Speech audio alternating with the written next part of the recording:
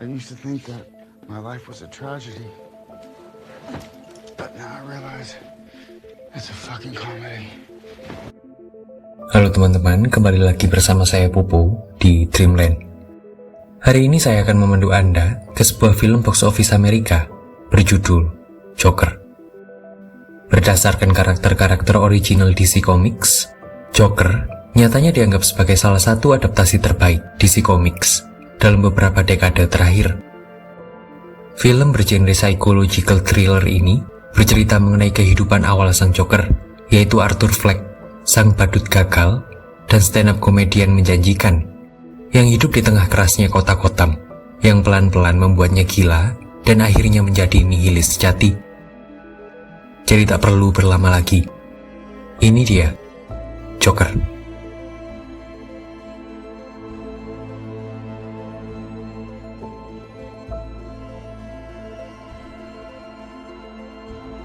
Seorang badut pesta dan pelaku hobi stand-up komedi, Arthur Fleck, hidup di kota Gotham yang tengah lesu secara ekonomi dan banyak kriminal terjadi di setiap sisi kota. Apalagi bagi badut seperti Arthur, pekerjaan rendahan seperti itu tentu jadi target keisengan remaja-remaja tanggung kota Gotham yang seringkali mengerjainya dan juga memukulinya tanpa sebab. Arthur sendiri bertahan hidup sambil juga menderita sebuah penyakit syaraf yang membuatnya sering tertawa tiba-tiba, meskipun tak ada situasi apapun yang lucu. Termasuk saat ia sedang menemui psikolognya, Arthur kembali tertawa, padahal mereka sedang membahas kondisi mental Arthur yang terus memburuk dan membuat Arthur membutuhkan dosis obatnya untuk ditingkatkan. Arthur juga kembali tertawa di bus sepulangnya dari klinik sang psikolog, padahal tak ada hal lucu apapun. Ia malah semakin tertawa lebar saat wanita penumpang bus lainnya menyuruhnya berhenti tertawa.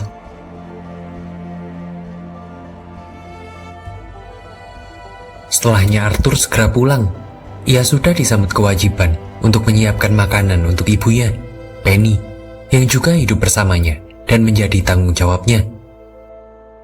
Ia lalu menemani ibunya makan sambil menonton acara TV favorit mereka, yaitu sebuah talk show yang dipandu Murray Franklin.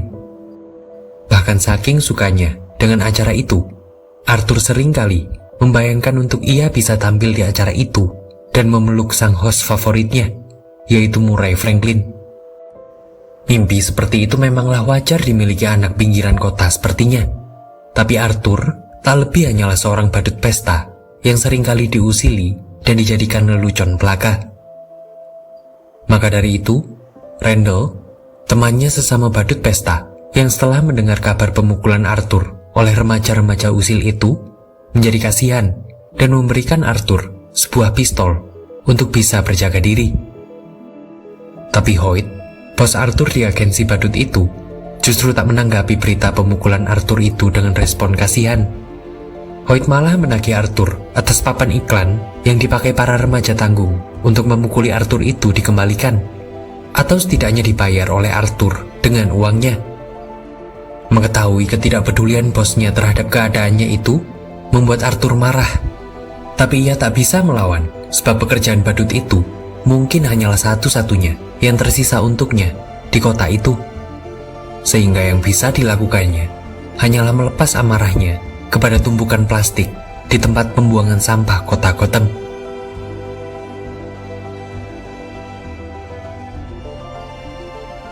Tapi kehidupan menyedihkan Arthur ternyata juga punya sisi gairah yang terpendam. Ia punya cinta untuk tetangga apartemennya, Sophie, seorang ibu tunggal dengan satu putri.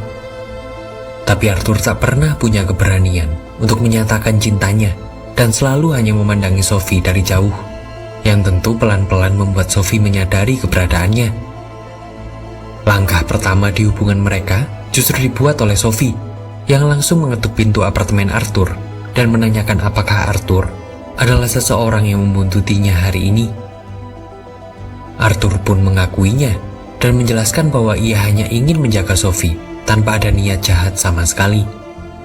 Sophie, yang memang sudah mengetahui pandangan mata Arthur kepadanya adalah pandangan kagum, pun mengerti ketertarikan Arthur kepadanya.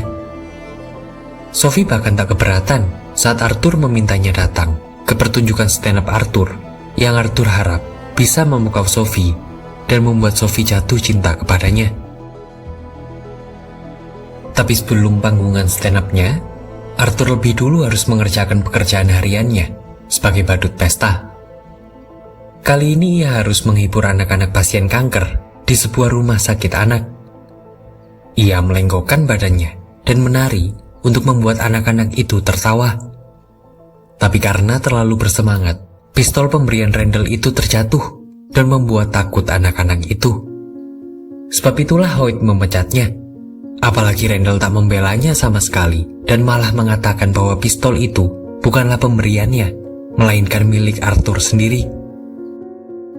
Depresi kehilangan pekerjaan pun menuntut Arthur pulang dengan menunduk dan menaiki subway ke apartemennya. Masih dengan riasan badutnya, di gerbong subway itu, Arthur melihat seorang wanita yang sedang dilecehkan oleh 3 orang pria berjas yang sedang mabuk. Arthur berusaha menghentikan tingkah nakal para pria itu, tapi ia justru berakhir dengan dipukuli oleh ketiga orang itu. Mencoba melawan, Arthur menekan pelatu pistolnya dan menembak mati 3 orang itu. Ketika kewarasannya kembali, Arthur baru sadar apa yang sudah diperbuatnya adalah sebuah tindakan kriminal. Ia pun panik dan lari ketakutan sebelum para polisi mengetahui pembunuhan yang dilakukannya. Tapi di titik inilah justru perubahan besar terjadi kepada Arthur.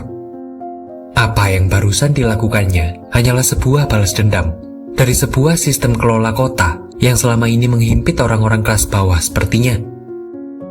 Akhirnya sang badut sampai di fase di mana ia merasakan sebuah kemenangan untuk pertama kali dalam hidupnya, di mana ia tidak lagi diinjak-injak dan justru jadi tuan atas dirinya sendiri.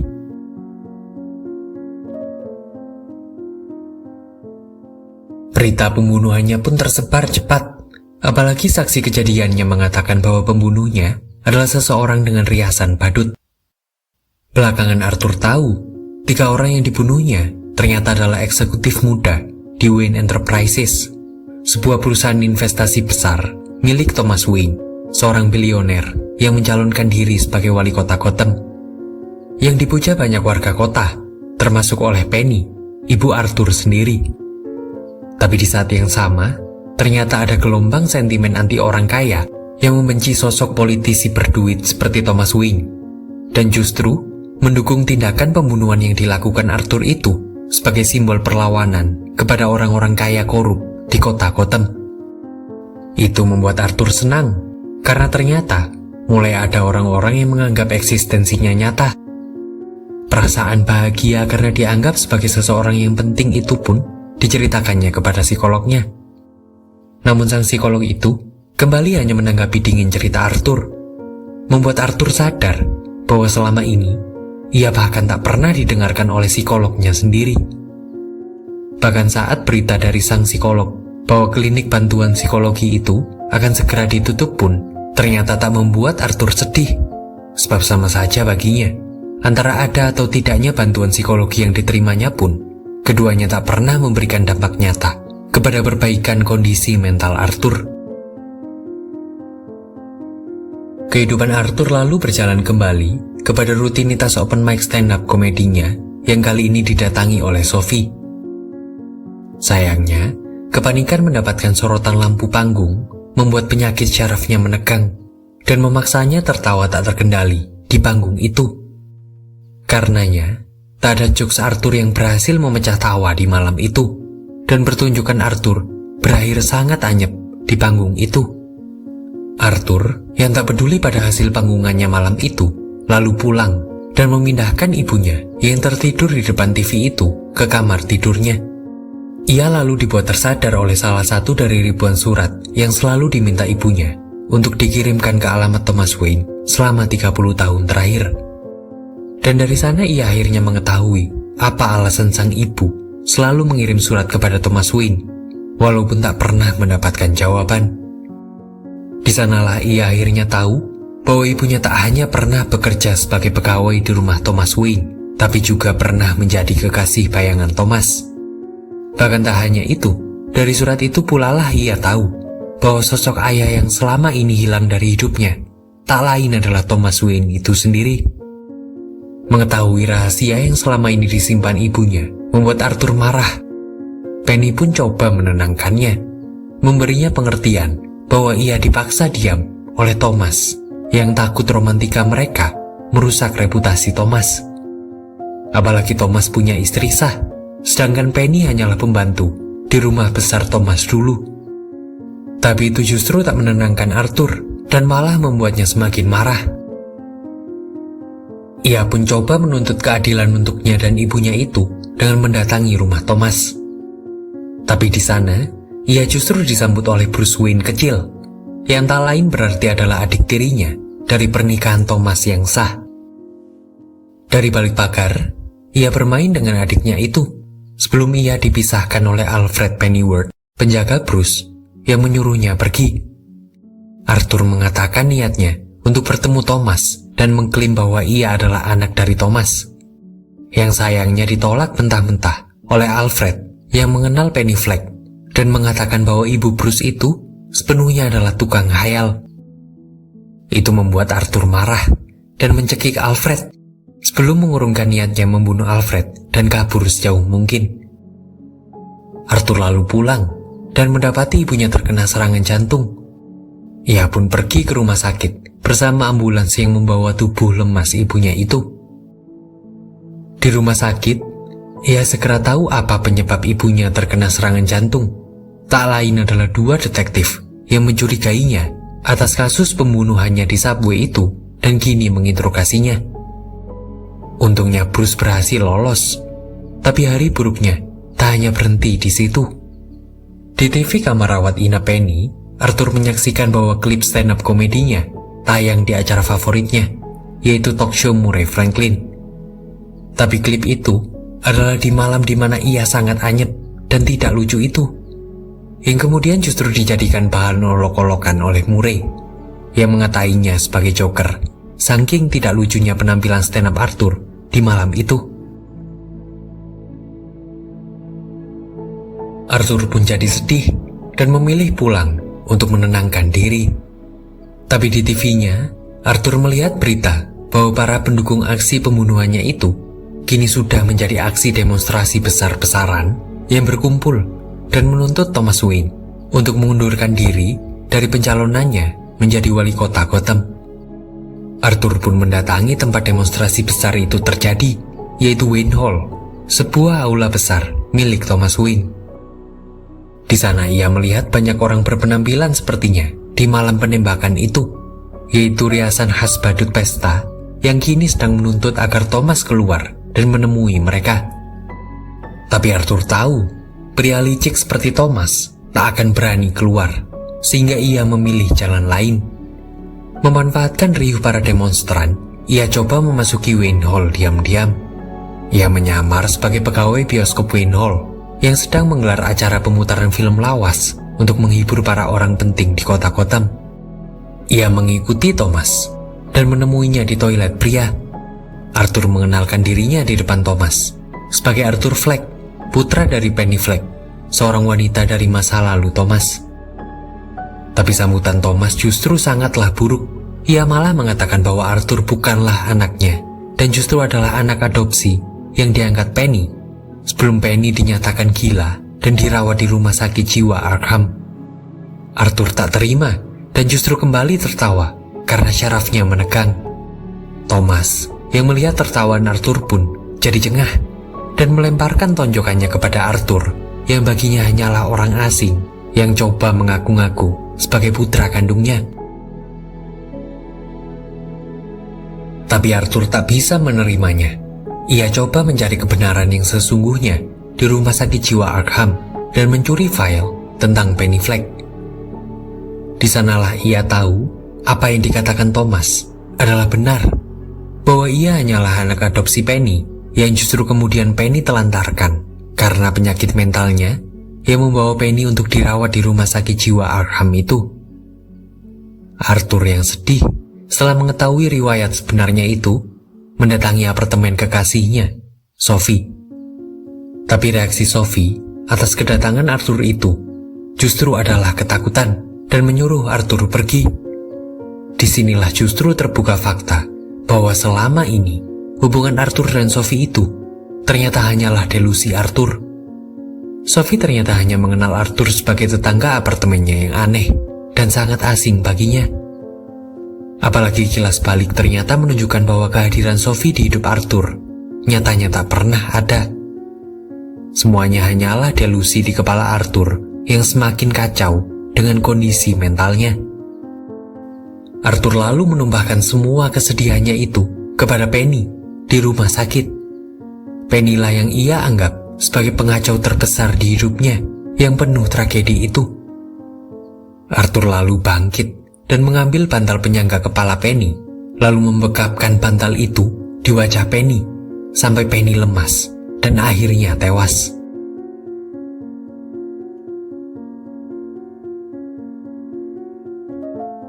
Arthur lalu pulang dan bersiap untuk datang ke talk show Murray setelah ia diundang Murray sebagai bintang tamu, mengikuti kesuksesan episode talk show Murray di mana klip stand-up Arthur ditayangkan. Ia berlatih dialog sebab ia takut mengacaukan tontonan live yang akan menampilkan wajahnya di seluruh penjuru Amerika itu. Ia kemudian bebersih dan menyemir rambutnya dengan cat berwarna hijau. Ia juga melengkapi wajahnya dengan berdandan menggunakan riasan badut yang sayangnya dihentikan sebelum selesai oleh bunyi bel kedatangan dua mantan kolega badutnya, yaitu Randall dan Gary. Mereka datang untuk menunjukkan belasungkawanya atas berita kematian Penny, yang langsung dihentikan oleh Arthur dengan membunuh Randall untuk melampiaskan balas dendamnya tempo hari karena Randall tak membelanya atas pistol yang diberikan Randall itu. Sementara untuk Gary, Arthur membebaskannya karena Gary selalu baik kepadanya selama mereka bekerja bersama dulu. Arthur lalu melanjutkan riasannya dan pergi dengan sangat bersemangat ke acara talk show Murray. Ia sempat dikejar oleh dua detektif yang kemarin menyelidikinya, namun ia berhasil lolos dan menaiki subway yang berisi banyak orang dengan riasan sama sepertinya yang akan kembali melakukan demonstrasi ke gedung wali kota.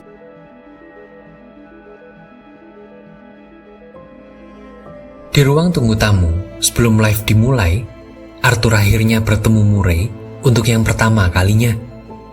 Murray memberinya semangat dan beberapa peringatan agar Arthur menyampaikan jokes-jokes yang aman saat nanti mereka naik ke atas panggung. Sebelum Murray pergi, Arthur meminta Murray untuk nanti memperkenalkannya sebagai Joker, sesuai dengan julukan yang diberikan Murray saat acara talk show Murray itu menampilkan klip stand-up Arthur di televisi. Show pun dimulai dengan klip stand-up Arthur yang kembali diputar sebelum Arthur masuk dan diperkenalkan oleh Murray sebagai Joker. Di panggung itu, Arthur tak menanggapi peringatan Murray sebelumnya dengan menampilkan jok-jok satir dan darknya yang tak mendapatkan tawa sedikit pun dari penonton acara keluarga itu. Ia lalu melanjutkan pertunjukannya dengan pengakuannya tentang pembunuhan di subway, yang seketika membuat acara itu bukan lagi acara bincang-bincang santai, tapi justru acara mencekam yang penuh dengan ketakutan. Seperti seorang psikopat narsis lainnya, Arthur, atau mulai sekarang bisa disebut Joker, dengan bangga mengakui pembunuhan itu di depan kamera live yang menampilkan wajahnya ke seluruh penjuru Amerika. Arthur, atau Joker, kemudian menyampaikan orasinya dengan sangat karismatik tentang betapa buruknya kota Gotham dan betapa mirisnya orang-orang rendahan sepertinya yang selalu diinjak-injak dan dijadikan bahan lelucon oleh orang kaya kelas atas seperti Murray ataupun Thomas Wayne. Murray tak terima namanya disandingkan sebagai orang kaya yang selalu mengolok-olok orang lemah dan bersitegang dengan Arthur di acara live itu. Tapi saat kemarahan keduanya semakin memuncak, Arthur memilih mengakhirinya dengan menembak mati Murray dengan peluru yang menembus kepalanya.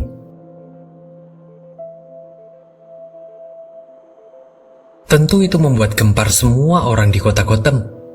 Banyak yang takut, tapi banyak juga yang jadi terinspirasi.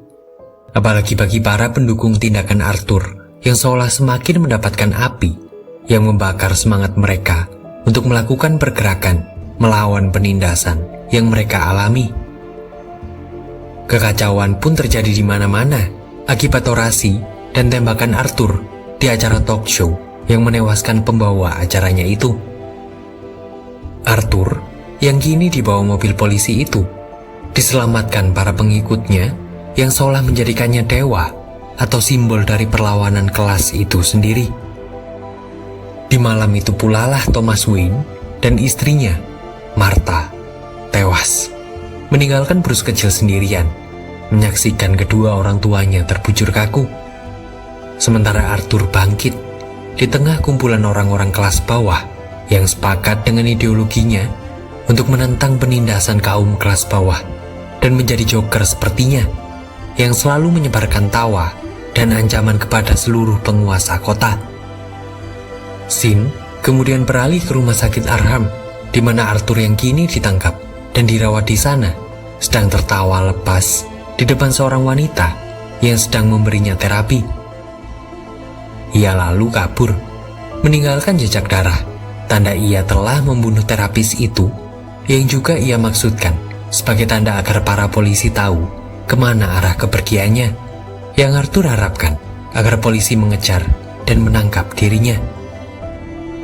Sehingga dengan tantangan baru yang diberikan Arthur kepada para polisi itulah, Joker tamat.